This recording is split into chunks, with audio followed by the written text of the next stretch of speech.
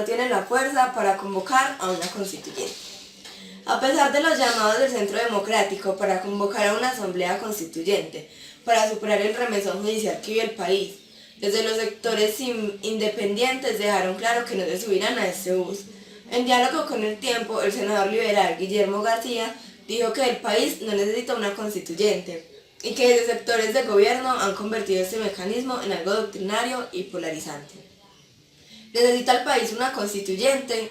Una constituyente es un mecanismo netamente extraordinario, cuando no se puede recurrir a otros recursos institucionales, como las leyes o las reformas constitucionales que se tramitan en el Congreso. La constituyente la han instrumentalizado como un mecanismo doctrinario, ideológico y polarizante. Hoy no se requiere una constituyente en Colombia, porque hay mecanismos suficientes para sacar adelante la reforma, pero el gobierno tiene que dejar esos debates doctrinarios que hacen olvidar los problemas reales del país. Pero este Congreso no ha logrado avanzar en reformas de fondo. El Congreso está en medio de un debate político polarizante y no trabajando por los asuntos que realmente le afectan al país. El gobierno y el Congreso, infortunadamente, han estado dedicados a otros asuntos. ¿Cómo confiar en que este Congreso sea capaz de sacar adelante las reformas para salir de la incertidumbre? No hay una política de Estado, ni siquiera hay una política de gobierno. Eso no le permite trabajar al Congreso, porque no hay una ruta. Teme que los sectores que impiden una constituyente puedan pescar en río revuelto. Este gobierno no tiene la fuerza para convocar a una constituyente. No tiene ni los votos en el Congreso, ni creo que la Corte Constitucional le dé el aval.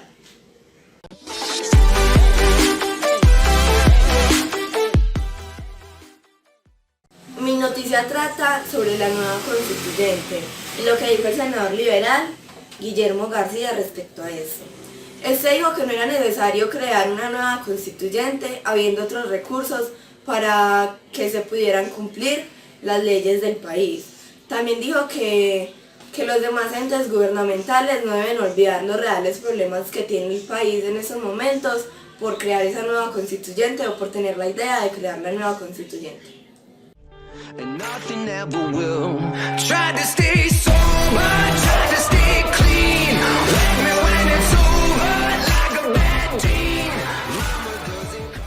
El principal problema que tenemos en nuestro país es que no somos capaces, ni el pueblo de cumplir las leyes, ni el gobierno de hacerlas cumplir.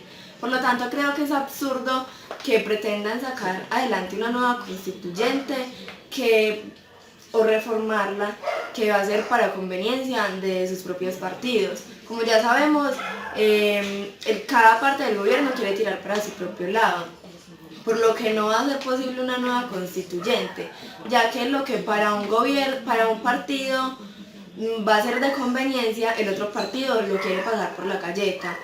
Un gran ejemplo es lo que sucedió hace poco con la JEP y Santrich. La JEP declaró inocente a Santrich, por lo que la justicia ordinaria lo recapturó. Yo creo que lo más sano para nuestro país es que el mismo presidente intente terminar con tanta polarización que tenemos, pues si bien recordamos, el presidente ganó solo con un 10%, lo que quiere decir que una parte del pueblo está para un lado y la otra está para el otro. Antes de crear una nueva constituyente, el mismo gobierno debería de hacer regir las leyes que están en este momento, tanto para el pueblo y especialmente para los mismos gobernantes.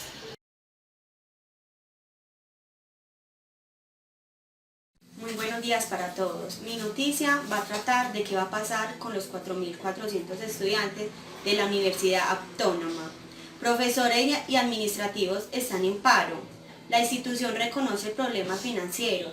5 meses sin salario y sin prestaciones salariales llevaron a los profesores y administrativos de la Fundación Universidad Autónoma de Colombia en Bogotá a una huelga indefinida desde este lunes 20 de mayo, afectando a 4.400 estudiantes de 16 programas de pregrado y 21 de posgrado.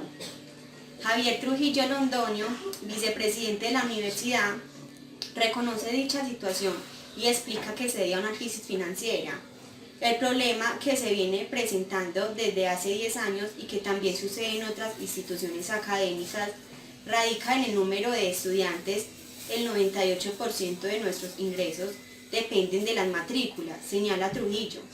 Las familias de los trabajadores requieren resolver sus problemas de mínimos vitales con el pago de sus salarios y esperar a que en agosto se recaude el dinero de las matrículas para el segundo semestre de 2019.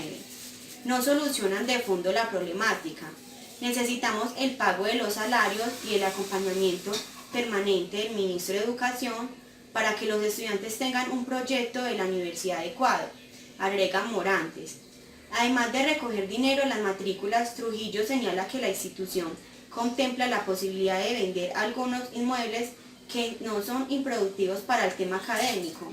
Pensamos vender unas casas que tenemos en el centro de la ciudad, pero las ofertas no han sido significativas. El desespero no puede llegar hasta allá, dice el vicepresidente de la universidad. Desde el sindicato de profesores advierten que la situación financiera de la universidad también ha afectado a los estudiantes. Las crisis no afectan porque estamos perdiendo la calidad académica.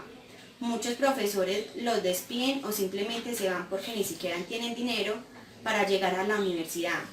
Además, nos redujeron las clases de inglés y no tenemos laboratorios apropiados para estudiar, señala un estudiante que decidió permanecer en el anonimato. El vicerrector hace un llamado al Ministerio de Educación para que intervenga y ayude a solucionar el problema financiero. Nuestra mayor preocupación son los jóvenes. Ellos no tienen la culpa de esa situación. Le estamos solicitando al gobierno nacional que nos ayude con una solución. Nosotros estamos dispuestos a garantizar la culminación del semestre académico 2019, apunta Trujillo. La preocupación entre la comunidad académica de la universidad es evidente. Los estudiantes estaban cerca de culminar el semestre, sin embargo, todavía no existe una solución que permita solventar la crisis. El sindicato de profesores ha sometido que la huelga se levanta con el pago de salarios y con la intervención inmediata del ministro de Educación. Por lo pronto, el presidente de la universidad, Eduardo Hoyos, está adelantando reuniones con los maestros y administrativos para encontrar una salida.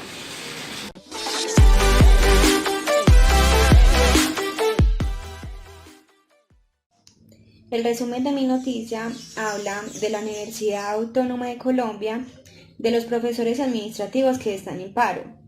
La institución reconoce que son por problemas financieros. Esta crisis afecta mucho a los estudiantes, ya que están perdiendo calidad académica. Muchos profesores ni siquiera van o los despiden porque no tienen ni dinero para llegar a la universidad. El vicerrector hace un llamado al Ministerio de Educación para que se intervenga y ayude a solucionar este problema financiero. And nothing ever will. Try to stay sober, try to stay clean. Wake me when it's over, like a bad dream. Creo que la mayoría de la comunidad en muchas ocasiones no llegan a comprender el impacto negativo que tiene la complejidad de un paro, y más cuando está siendo llevada a cabo por docentes, en este caso de educación superior. No es que los docentes deseen iniciar una huelga como esta. La situación gira en torno a los derechos que le están siendo vulnerados, una cosa que no puede ni debería ser aceptada. Y por ello, ellos velan porque sean escuchados y todo vuelva a su normatividad. Pero desafortunadamente, el gobierno no cumple con sus requisitos buscados, y allí es cuando toda esa situación se alarga. Lo que yo opino es que muchos padres de familia en ocasiones piensan que la solución a este problema es fácil, y que los docentes hacen paro y protestan simplemente por ambición a querer más de lo que el gobierno les da. Pero en realidad es que muchas veces el gobierno no cumple con lo que promete para la educación, por lo cual los docentes están en todo el derecho a ser escuchados y a que sus derechos sean respetados, ya que ellos han cumplido con sus deberes.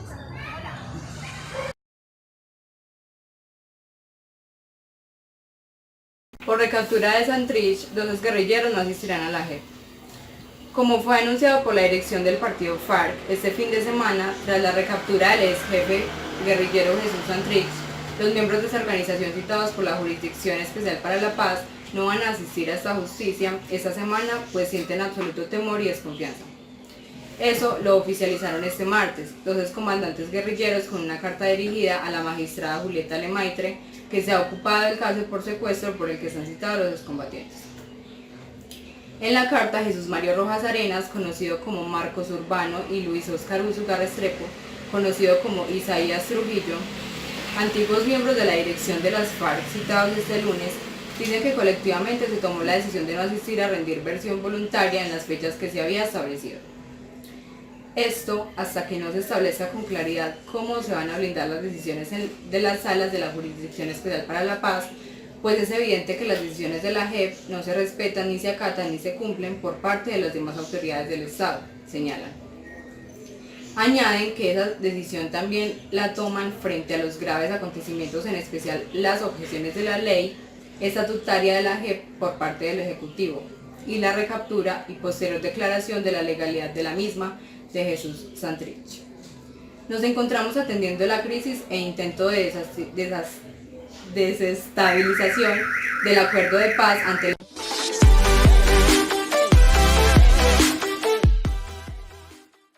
resumen, los excomandantes guerrilleros de las FARC anunciaron por medio de una carta que no asistirían a la JEP, pues sienten temor y desconfianza. And nothing ever will. Tried to stay sober, tried to stay clean.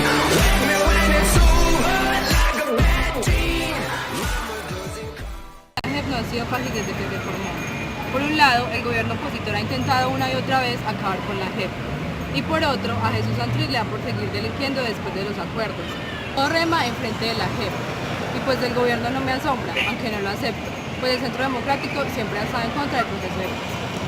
Lo que sí me parece inaceptable e incomprensible es que Jesús Santrich salga a delinquir después de tremendo papayazo que fue la JEP, donde se le daría una justicia especial. Por otro lado, aunque comprendo el sentimiento de los excomandantes al tener temor de presentarse a la JEP, me parece inadecuado que no se presenten, pues el hecho de que no se presenten puede hacer que se agrave el juicio y hasta hacer que se les juzgue por justicia ordinaria. Por último, creo que el gobierno debe parar la oleada de oposición a la JEP, darle autonomía, dejarla trabajar. Más de lo que pretenden es llegar a acuerdos a futuro con grupos como el ELN.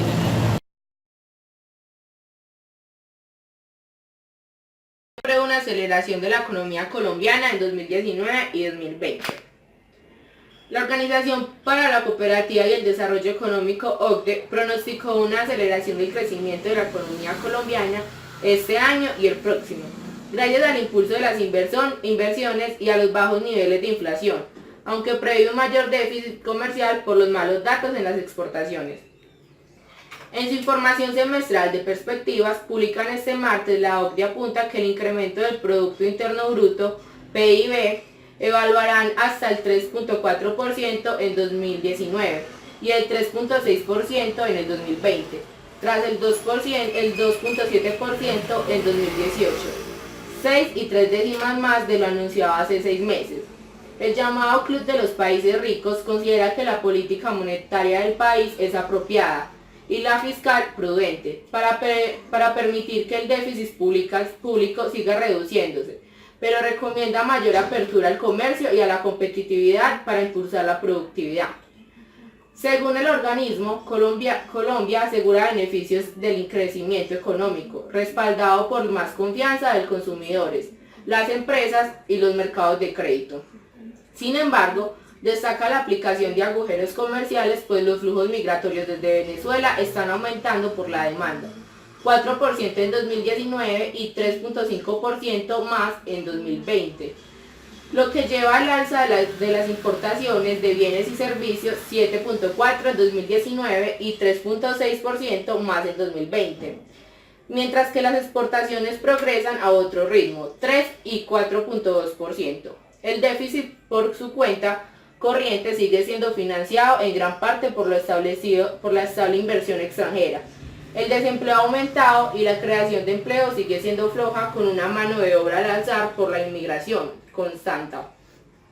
En este sentido, indica que el flujo migratorio desde Venezuela supone un desafío social y económico de primer orden, pues podría ayudar a potenciar el decaído crecimiento de los últimos años debido a la disminución productividad, siempre y cuando se implanten políticas de integración en el mercado laboral y se garantice el acceso de los venezolanos al sistema sanitario y la educación.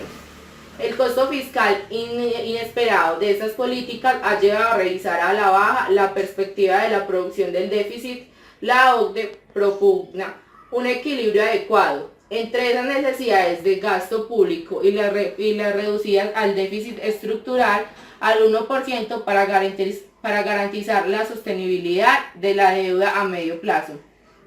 Es un análisis indica que serán impredecibles reformas estructurales y mayor productividad. Serán impredecibles para un crecimiento más fuerte e inclusivo.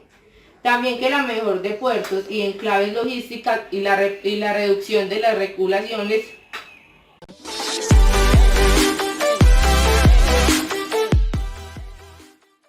La noticia habla sobre el informe que dio la OCDE del gran crecimiento económico que puede tener Colombia en el año 2019 y 2020 y el crecimiento del PIB. Se dice que este crecimiento se debe a las grandes inversiones y bajos costos de inflación. And nothing ever will. Tried to stay sober, tried to stay clean. Wake me when it's over, like a bad dream. En mi opinión, el acelerado aumento del dólar y las malas cifras de exportaciones y las altas cifras de desempleo, sumándole a esto que en una campaña democrática se dice que no quieren que Colombia se vuelva como Venezuela, se podría decir que el gobierno no ha tenido una buena forma de gobernar el país en estos últimos meses. Se dice que la capital bruta ha ido aumentando, pero ¿será realmente o cuál será la razón realmente por la que nuestra capital ha ido aumentando? ¿Será debido a la inmigración que estos últimos años ha venido aumentando o será otra la razón? Pues bien sabemos que a largo plazo esto no nos beneficiaría, no nos veríamos beneficiados por las altas inmigrantes que han ingresado a nuestro país. En mi opinión, espero que la propuesta de Iván Duque, que es que bajar el impuesto a los empresarios para aumentar el empleo, se dé tal y como lo espera. También por otro lado, la guerra entre Estados Unidos y China comercialmente también nos afecta a nosotros. También se esperaría que esa guerra se solucione rápidamente para que Estados Unidos establezca de una forma buena el precio del dólar.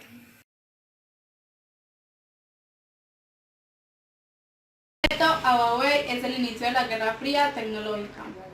Esto solo puede acelerar el proceso de crear una cortina de hierro. Un proceso similar tuvo lugar cuando a ZTE se le prohibió adquirir productos estadounidenses, tras renegar de un acuerdo para dejar sin efecto cargos de infligir sanciones comerciales. Se le ordenó al personal detener los envíos hasta saber con certeza que está permitido y que no. Estados Unidos terminó decretando a un embargo, que luego levantó, que perjudicó a la empresa china de comunicaciones. La posibilidad de que el gobierno estadounidense paralizara el suministro de componentes a Huawei era exactamente lo que la gerencia anticipaba hace casi un año. Según lo publicado el viernes por Bloomberg News, Huawei acopió al menos 3 meses de componentes. No es mucho, pero refleja la seriedad en la cual la empresa de Shenzhen tomó la amenaza. Existe la esperanza de que esto sea solo parte de la postura estadounidense respecto a la guerra comercial y se resuelva como parte de negociaciones de mayor alcance. Probablemente Huawei o los líderes chinos no son tan ingenuos para compartir eso. Incluso la más breve de las prohibiciones será prueba para ellos de que China ya no pueda recurrir a faroneos. Ahora podemos esperar que China redoble los esfuerzos para desplegar un programa nacional de sistemas operativos para smartphones, diseñe sus propios chips, desarrolle su propia tecnología de semiconductores, incluidos herramientas de diseño y equipamiento manufacturero, e implemente sus propios estándares tecnológicos. Eso solo puede acelerar el proceso de crear una cortina de hierro digital que separe al mundo en 2 esferas tecnológicas que se excluyan mutuamente. Es de esperarse que haya algún traspié, una versión china inicial de Android, llamándosela Chandroid. No estará al nivel de la original desarrollada por Google de Alpnaf. Los chips de comunicaciones fabricados a nivel nacional, ya, para el baile.